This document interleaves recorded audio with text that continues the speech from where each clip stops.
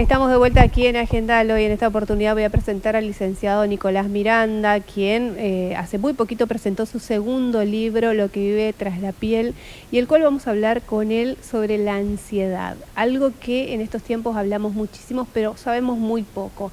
Nicolás, ¿cómo le va? Muy buenas noches. Buenas noches, gracias por la invitación. Bueno, bienvenido y bienvenida a la ansiedad también, ¿no? En esta segunda etapa. Es algo que uno tiene que seguir escribiendo, ¿no? La primera no bastó, viene una segunda parte. Exacto, me parece que es un tema muy actual. Yo empiezo el libro definiendo un poco las características del mundo actual de este siglo XXI en el que vivimos. Sí. Y es como que el estado actual del mundo y de las personas hoy, sobre todo en nuestra civilización, es la ansiedad. Es la emoción más predominante, y los elevados niveles de ansiedad que bueno, pueden llegar a convertirse en angustia y a convertirse en los famosos ataques de pánico. Nicolás, antes cuando no sabíamos esto de decir ansiedad, ¿cómo lo llamaban? ¿Cómo caracterizaban esos momentos o esas emociones? Y bueno, uno de los problemas que hay con la ansiedad desde mi punto de vista y en la clínica es la falta de información. O sea, no se sabe muy bien qué es la ansiedad y a veces no sabemos muy bien que lo que me está pasando es ansiedad. Entonces, a partir de poder nombrarlo, ya empezamos a encaminar gran parte de la cura, digamos, y a entender un poco su mecanismo. Porque, como te comentaba un poquito hoy, la gente dice que él tiene ansiedad, ella tiene ansiedad, yo tengo ansiedad, todos tenemos ansiedad. Es una emoción igual que la alegría, que la tristeza. El problema es que cuando la ansiedad se desborda se puede volver muy peligrosa, digamos. Y esto sucede cuando la emoción es muy potente, o sea, yo la siento muy fuerte, o es muy frecuente, digamos, todo el tiempo estoy en este estado. Y la ansiedad es como una emoción de supervivencia. Y con respecto a lo que vos me preguntabas, hay como muchos significados populares dando vuelta, entonces por eso uno tampoco termina de identificar qué es lo que siente. O sea, generalmente asociamos ansiedad a nerviosismo, impaciencia, que no puedo parar de pensar, que no puedo esperar, y esas más bien son características por ahí de una persona que tiene la ansiedad elevada. Pero la ansiedad se define como la sensación de que algo malo va a pasar. Yo siento que algo malo va a pasar, algo malo va a suceder, como que hay un peligro inminente, y a partir de ahí, como obviamente no puedo saber qué, digamos, mi cabeza se encarga de crear distintos escenarios negativos, catastróficos a veces, posibles, digamos. Entonces, una persona que tiene la ansiedad muy elevada, todo el tiempo está con su cabeza llena de pensamientos negativos, distorsiones cognitivas, que le hacen ver la realidad de una manera muy oscura, digamos. Y eso, si sigue creciendo, puede llegar a tener síntomas físicos que pueden derivar en crisis de ansiedad o, como te decía anteriormente, en los ataques de pánico, que es como la crisis más fuerte de ansiedad, donde la persona siente que se muere o que se va a volver loca o que pierde el control, digamos. Que de hecho los ataques de pánico fueron denominados por la Organización Mundial de la Salud como una de las plagas del siglo XXI, digamos. Está muy presente hoy en día este tema. ¿La ansiedad se aceleró mucho más en lo que fue después de la pandemia o ya existía en escala de números? Había una escala muy grande. En números se hablaba antes de la pandemia de alrededor de 300 millones de personas en el mundo con ansiedad, así como con depresión. Y algunas personas que comparten ambas, eso se llama comorbilidad en la enfermedad, tienen ambos cuadros, digamos. Y en las primeras cifras después de la pandemia, esto aumentó entre un 25 y un 50%, digamos. Los datos oficiales que existen están antes de la pandemia, pero yo creo que a raíz de la pandemia nos empujó como una especie de pandemia de salud mental ahora, digamos. Claro. O sea, después de haber pasado el virus, quedamos todos ahí dando vueltas. El aislamiento, la incertidumbre, la muerte posible, ¿no es cierto? Escenario, peligro inminente, y la muerte real también, que creo que a todos nos tocó en algún lado, digamos. Crearon un mundo en duelo y nos obligaron, sobre todo en el aislamiento, para las personas específicamente con ansiedad, es estar solo con tu cabeza y esta cabeza negativa.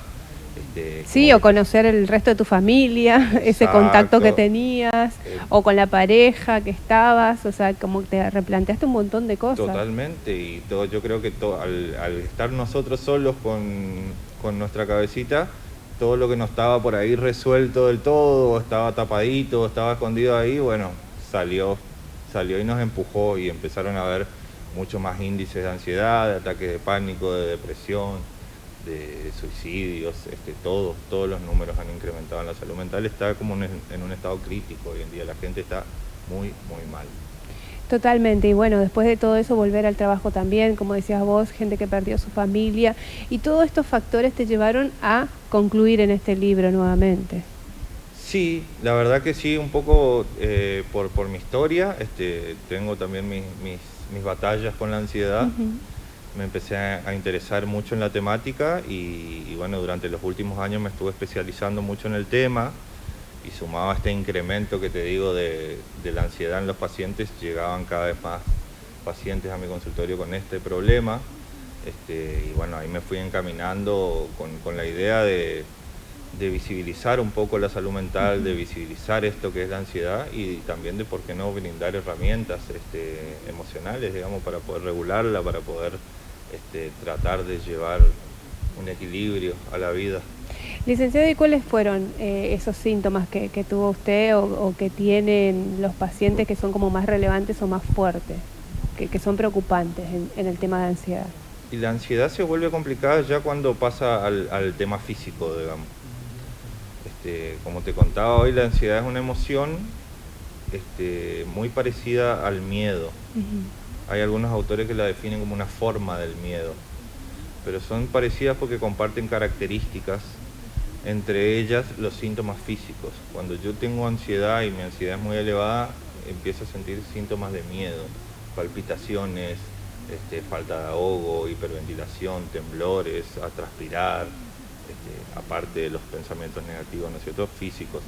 Y ahí es cuando se empieza a convertir en un problema que puede llegar, como te decía, al pico del ataque de pánico, que es una experiencia horrible, digamos, para aquellos que lo padecen, y eso, uno llega a un estado, digamos, del cual es muy difícil después bajar, digamos, sin ayuda profesional sobre todo, ¿no es cierto?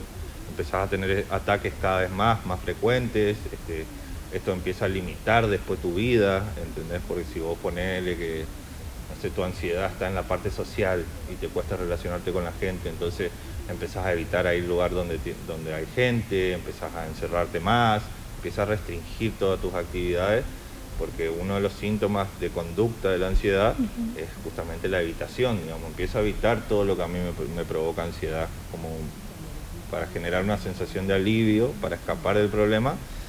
Pero el problema es que cuando yo evito la ansiedad crece, digamos. Entonces ahí es que se empieza a complicar. Totalmente. Y en esto que decía esto de el lastimarnos es personal, no es hacia otra persona, o sí conlleva también a agredir a otra persona. Sí, problemas para uno mismo y problemas para nuestro círculo, sobre todo nuestro círculo íntimo. O sea, la ansiedad puede estar, hay diferentes tipos de trastorno de ansiedad. Puede estar limitada, como yo te decía, por ejemplo, una ansiedad social, que tiene que ver con los vínculos, que tiene que ver con estar con mucha gente, puede estar, no sé, en la niñez, por ejemplo, hay un trastorno que yo cuento en el libro, el caso de un niño, que ese fue como la vuelta de rosca de este nuevo libro. Agregué un par de casos de mis pacientes y le pedí a 7, 8 pacientes que cuenten en primera persona qué se siente la ansiedad, qué se siente un ataque de pánico. Bueno, hay el caso de un niño que tiene un trastorno de ansiedad por separación, se llama, que es el miedo a perder a la figura de apego, a la figura de amor.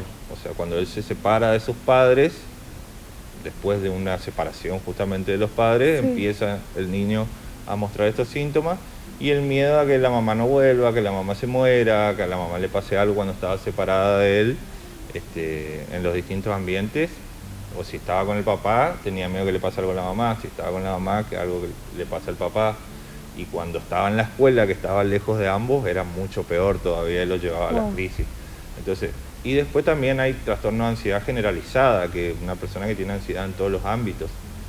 Pero, no sé, por ejemplo, más específicamente tu pregunta, por ejemplo, en las parejas, digamos.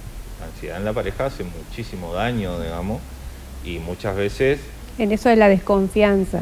Claro, muchas veces termino sangrando viejas heridas en personas nuevas, como se dice, ¿no es cierto? Sí. Ponerle que, no sé, mi relación de pareja anterior no fue buena, hubo una infidelidad, hubo maltrato, lo que fuere. Entonces yo cuando me vuelvo a poner en pareja, mi ansiedad se despierta, digamos, como avisándote, tené cuidado, que te puede pasar esto, te puede volver la infidelidad, puede volver la violencia. Y en el caso de la infidelidad, por ejemplo, la confianza que vos decís, eso me lleva a no poder confiar después en las personas si yo no resolví lo anterior. Entonces te empiezo a buscar, a mirar, a ver, a revisar, a mirar los teléfonos, me vuelve esa personalidad tóxica de la que se habla hoy, sí, por el propio miedo que yo tengo a que vos me engañes, digamos, porque a mí me pasó lo anterior. Pero la verdad es que bueno. Claro, hay una línea muy finita entre ser tóxico y lo que es la ansiedad en ese sentido de pareja. Claro, una cosa lleva a la otra, digamos. Yo me vuelvo tóxico porque no puedo controlar mi ansiedad. Entonces yo tengo tanto miedo que vos me engañes que intento controlarte, digamos. Intento revisarte, intento buscarte, no te dejo salir, no te dejo... Porque en teoría así lo controlo, lo cual tampoco es así, ¿no es cierto? Totalmente. La verdad que es importante tocar ese tema porque siempre, todo el tiempo estamos hablando de esto, ¿no? El tema de las parejas, la confianza, es algo común. Me imagino que muchos pacientes vienen a su consulta por ese tema. Muchos. El tema de las parejas es bastante complejo porque te diría que, no sé, más de la mitad de los pacientes, si no un 70%, vienen a raíz de un conflicto de pareja que detona, digamos. En las sí, parejas, de pareja o de los padres también, lo pueden arrastrar muchísimo más todavía. Están ahí mezcladitos, digamos, casi bien. siempre las cosas. En los vínculos con nuestros objetos de amor es cuando nosotros nos vemos más expuestos, digamos. Ahí sale a la luz todo lo que yo soy, lo bueno y lo malo, digamos. Entonces ahí se empieza a complicar un poco la jugada. Y te digo que tiene que ver porque obviamente el modo de amar que yo aprendí y el modo de relacionarme que yo tengo lo aprendí de mis padres, digamos, de mi papá, de mi mamá, y eso es generalmente lo que yo voy a replicar al mundo después. Muy bien. La verdad que es interesantísimo, como dijo usted, licenciado, tiene varias historias en este libro. Tenemos muchas historias, muchos relatos que creo yo que es lo que más le va gustando a la gente, como el golpe de realidad, ¿no es cierto? Sí. Porque si bien hay teoría y hay toda esta explicación de lo que es la ansiedad, los síntomas y demás, leer cómo lo viven las personas, lo visibiliza más, creo yo.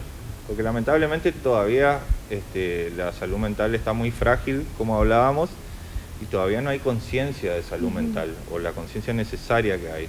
Entonces caemos en frases como no te pasa nada, no estés triste, eso es una pavada, vos estás loca, los psicólogos son para los locos, para los débiles. Claro, eso es lo que siempre nos decían. Etcétera, ¿no es cierto? Sí. Y este dibujito que viene a mostrarnos también nuestras emociones, que está muy bueno que lo ingresen ya desde la infancia, ¿no? Aunque mucha gente grande va y mira este dibujito de Intensamente, donde generan todas estas emociones. Está genial, sí, ambas películas están muy buenas.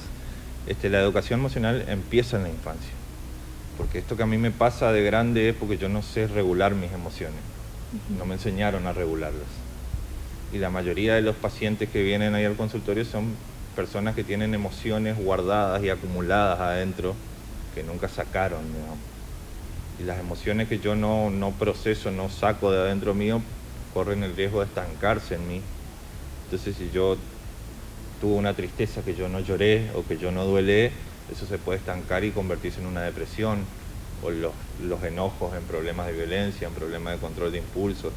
Entonces es muy importante aprender desde el principio, desde la niñez, toda la vida, educaciones emocionales, porque no es la emoción lo que está mal. Las emociones no son positivas o negativas, todas son buenas, por algo están, para algo, alguna información nos están dando. El problema o lo que se educa es cómo yo gestiono mi emoción. O sea, no está mal que yo me enoje, me puedo enojar porque yo no elijo lo que siento, yo no digo me voy a enojar por esto, me voy a poner triste, me pasa nomás, no son voluntarias ni conscientes. Entonces no está mal que yo me enoje. Si yo me enojo y me paro y me salgo a dar una vuelta o me voy a pegar una ducha. Ahora si yo me enojo y empiezo a romper todo, a pegar, a las puteadas, bueno, entonces la gestión es el problema. ¿Qué hago yo con mi emoción? Licenciado, ¿de qué manera podemos conseguir este libro, Lo que vive tras la piel? Bueno, me quedan algunos de los últimos ejemplares, por suerte se vendió bien, Sí. pedimos 60 primero y deben quedar 10 por ahí, un poquito más.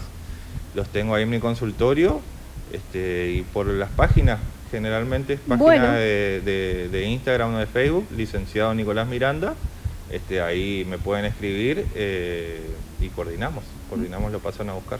Muy bien. Licenciado Nicolás Miranda, muchísimas gracias por este tiempo. Muchas gracias a vos por la invitación.